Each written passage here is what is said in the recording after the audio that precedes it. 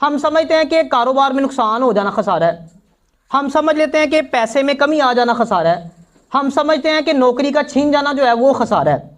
लेकिन असल खसारा ये नहीं है। असल खसारा जो है वो दीनी खसारा है। और नबी अलैहिस्सलातु वस्सलाम ना अक्सर ये दुआ फरमाया करते थे कि या अल्लाह हमें दीन के खसारे से दो चार ना करना। अब दीनी खसारे के बारे में भी कुरान पाक में मुख्तलिफ आयात नाजिल हुई हैं। कुछ मैं आपको मिसालें दे देता हूँ जो असल खसारे की मिसालें।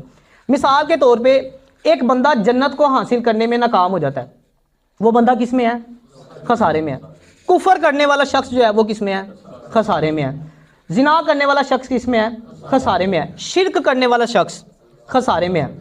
जिन रिश्तों को अल्लाह पाक ने जोड़ने का हुक्म दिया है उनको तोड़ने वाला शख्स किस में है? खसारे में है। अल्लाह के जिक्र से गाफिल रहने वाला शख्स किस में है जी? खसारे में है। हकूकुल इबाद में डंडी मारने वाला शख्स